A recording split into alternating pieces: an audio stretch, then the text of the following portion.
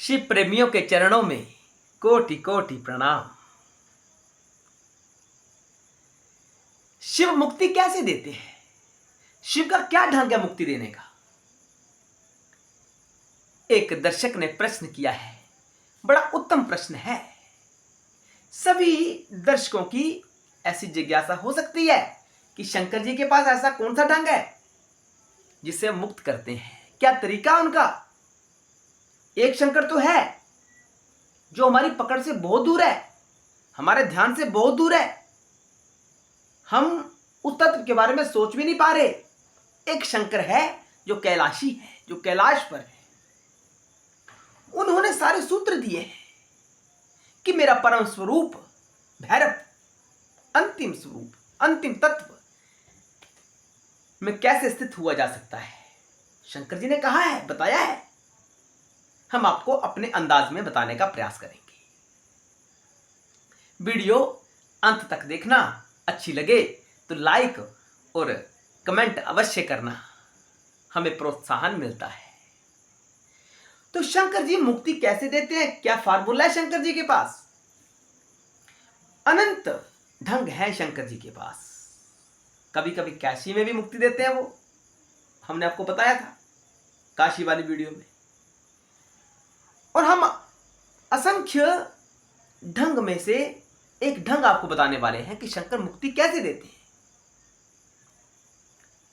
हमने आपको बताया था कि जो कुछ भी दिख रहा है सबको भस्म जानो, राख जानो। आज तो दुनिया हंसती खेलती नजर आ रही है, लेकिन कल ये भस्म होने वाली है, कल ये मिट्टी होने वाली है। इस ज्ञान में ज्यादा से ज्यादा स्थित रहने का प्रयास करें। हमने आपको सूत्र बताया ये वाला कि शंकर जी का ये ऐसा ज्ञान है कि कैसे निकलना है, माया से कैसे निकलना है, संसार से कैसे निकलना है, क्या सूत्र है इसके लिए। तो सबको भस्म जानो, जो कुछ भी दृष्टिगोचर हो रहा है सबको भस्म जानो, ये विधि है। पूरा सुनना, वीडियो को अंत तक देखना, कैसे स्थिति बदलती जाएगी। जब हमारे भीतर और बाहर भस्म शब्द ही गूंजेगा, हम हमेशा कहेंगे यार ये तो भस्म होने वाला है, मैं तो मर जाऊंगा एक दिन। क्या हुआ? ये सामने वाला मर रहा है आज, कल को मैं भी मर जाऊंगा। जो बहुत सुंदर दिखाई दे रहा है वह भी मर जाएगा, जो धनवान है वह भी मर जाएगा, जो निर्धन है उसे भी मरना है। यानी सबको मरना है, सबको भस्म होना है। जीव जंतु, पर्वत, पहाड़, ग्रह, नक्षत्र, कोई भी अनादि और अंत से रहित नहीं है। आदि, मध्य, अंत से रहित नहीं है। शंकर जी को छोड़कर सभी स्थितियां, यानी आत्मा को छोड़कर, यानी परमात्मा को छोड़कर सभी भस्म होने वाला है। इस भाव में स्थित रहने का प्रयास करें, इसी के बारे में सोचिए बस।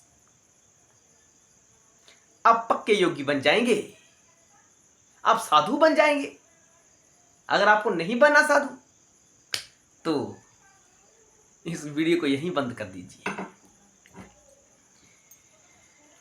सबको भस्म जानो, इस ज्ञान में स्थित हो जाओ, सब भस्म है। जब हम प्रतिदिन एक ही रट लगाए रखते हैं, एक ही अभ्यास में रहते हैं, एक ही बात सोचते हैं, तो धीरे धीरे जो हमारा अंतःकरण है वह भी भस्म होना आरंभ हो जाता है। क्योंकि जो हम मुख से कहते हैं, जो हम ध्यान में सोचते हैं, वैसा हम हो जाते हैं। अंतःकरण के ऊपर हमारा प्रभाव पड़ता है। हम भस्म के बारे में सोचते हैं, सब खत्म हो जाएगा, सब समाप्त हो जाएगा, मिट्टी है कल की ये। तो ऐसे धीरे धीरे हमारा अंतःकरण भी भस्म होना आरंभ कर देता। अंतःकरण क्या है? मन, बुद्धि, चित्त, अहंकार। और ये क्या है? ये जीव भाव है। अंतःकरण यानी जीव भाव। अंतःकरण एक ऐसी पटारी है जिसमें संस्कार पड़े होते हैं, हमारे पूर्व जन्मों के, अनंत जन्मों के संस्कार। वहां एकत्रित रहते हैं। और जब तक वह समाप्त नहीं हो जाते तब तक मुक्ति नहीं है। शंकर भाव ही नहीं है वहां संसार ही संसार है, क्योंकि संस्कार क्या है, वो संसारिक है। और जब तक उनका भोग ना कर लिए जाए तब तक वह समाप्त नहीं होते। अब भोग तो अनंत जन्मों में भी समाप्त नहीं होंगे। हम मरते चले जाएंगे, जीवन प्राप्त करते चले जाएंगे, नई वृत्तियां हमारे अंतःकरण में स्थित होती चली जाएंगी। पिछला भुगतान होता रहेगा, अगला चलता रहेगा, पिछला भुगतान होता रहेगा, अगला चलता रहेगा, समाप्ति नहीं होगा। तो समाप्त करने के लिए शंकर जी के फार्मूले में स्थित हो जाओ, शिव भाव में स्थित होना आरंभ कर दो, आज से ही कर दो। उत्तम मार्ग है, श्रेष्ठ मार्ग है, सबसे प्रभावशाली मार्ग है। सबको भस्म जानो। ऐसे करते करते आपका अंतःकरण भस्म के रूप में परिवर्तित हो जाएगा, यानी आपके पूर्व जन्मों के संस्कार भस्म के रूप में परिवर्तित हो जाएंगे। वृत्ति प्रमुख होती है। जैसी हमारी वृत्ति होती है हम वैसा ही हम सामने दिखा देते हैं, सामने प्रेजेंट कर देते हैं, वैसा ही हम बन जाते हैं, वैसा ही हमारा हाव भाव हो जाता है। जैसा हम सोचते हैं वैसा हम करते हैं। ज्यादातर इसका कुछ अपवाद हो सकता है, आज नहीं किया तो कल करना पड़ेगा, अगले जन्म में करना पड़ेगा, लेकिन करना पड़ेगा। जो संस्कार, जो कर्म एक बार आपके अंतःकरण में स्थित हो गया वह आपको भुगतान करना ही पड़ेगा। बिना शंकर कृपा के वह समाप्त नहीं हो सकता। शंकर कृपा यानी सबको भस्म जानो, ये शंकर जी का फार्मूला है। आप इस ज्ञान में स्थित हो जाएंगे, भस्म है, भस्म है। आपके अंतःकरण भी साफ हो जाएगा, जल जाएगा, भस्म हो जाएगा। अंतःकरण का भस्म होना यानी कोई पदार्थ नहीं चल रहा यहां पे। अंतःकरण यानी आपका जीव भाव। जीव भाव जब जल जाएगा, समाप्त हो जाएगा, तो क्या रहता है शेष? जो हमने बताया, जो आदि मध्य अंत से रहित है, वह आपका शंकर है, आपका शिव है, वह आत्मा है। आत्मा तो बचनी चाहिए। हम आपको इतने कारगर, इतने प्रभावशाली फार्मूला बता रहे हैं, आपको स्थित तो आपको होना है ना उसमें। अरे जीवन में परेशानी है तो कोई बात नहीं, पूर्व जन्मों के कर्म है वो, जो आज फल देने के लिए आपके सामने प्रस्तुत हो रहे हैं, होंगे ही, कोई टाल नहीं सकता। शंकर जी के अलावा कोई टाल नहीं सकता, क्योंकि सब जन्म मरण के चक्र में फंसे हुए हैं। आपने देखा होगा कि सभी को श्राप लगा हुआ था। कोई देव है जिसको श्राप नहीं लगा? सबको पूर्व जन्मों का फल भोगना पड़ा, चाहे वो कितना भी श्रेष्ठ देव क्यों ना हो। सबको पूर्व जन्म में कर्म किया, भुगतने के लिए पृथ्वी पर आना पड़ा, कोई नहीं बचा। लेकिन शंकर जी को कभी श्राप नहीं लगता है। ऐसा शिव महापुराण में कहा गया है, शंकर ने स्वयं कहा है कि हम इन स्थितियों से परे हैं। वहां तो व्यक्तित्व के रूप में दर्शाया गया है, लेकिन वास्तविकता यह है कि आत्मा को कभी श्राप नहीं लगता। आत्मा के ऊपर किसी भी स्थिति का प्रभाव नहीं पड़ता।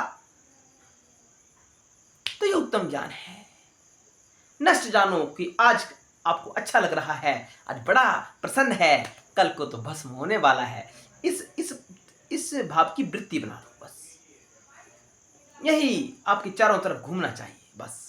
अगर आप सच्चे योगी बनना चाहते हैं, मार्ग थोड़ा जटिल है, लेकिन एकदम तुरंत असर करने वाला फार्मूला है।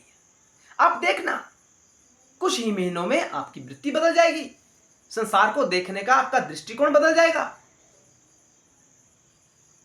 और जब आप एक सच्चे मार्ग पर चल पड़ते हैं तो शंकर आपसे दूर नहीं रहता। शंकर है तो आपके पास ही है, आपके इर्द गिर्द, आपके भीतर शंकर ही शंकर है। लेकिन हम देखते कैसे हैं? हमारा दृष्टिकोण क्या होता है? हम माया को देखते हैं, जो शंकर की माया है, अशुद्धता जो है, शंकर का बिगड़ा हुआ रूप है। हम शुद्धता को नहीं देखते, शंकर जी के शुद्ध स्वरूप को नहीं देखते। जो हमारा स्वरूप ही तो है, शंकर ही तो है, हम है ही नहीं। हम अन्य किसी वीडियो में बताएंगे, जब आप शंकर भाव में स्थित हो जाते हैं तो कैसे सृष्टि आप ही चलाते हैं, आप सृष्टि चलाने वाले हैं। एक बार ज्ञान में स्थित होना आवश्यक होता है। फार्मूला वैज्ञानिक ढंग से समझाएंगे। सनातन जो परिपूर्ण ज्ञान है वह वैज्ञानिक है। ऊपर से सुनेंगे, कह देंगे नहीं ये तो गलत बात है, ये गलत कह रहे हैं, नहीं करके देखिए, अस्तित्व बदल जाएगा। जो वास्तव में होना चाहिए यही अध्यात्म की दृष्टि होनी चाहिए। नाच गाना अध्यात्म नहीं होता है। जो लिखा गया है उसको व्यक्तित्व में ढालो, अपने ढांचे में स्थित करो, वो सच्चा अध्यात्म है। अन्यथा यह पाखंड है, पाखंड है, पाखंड है। हर हर महादेव, जय भोलेनाथ, जय शिव शंकर।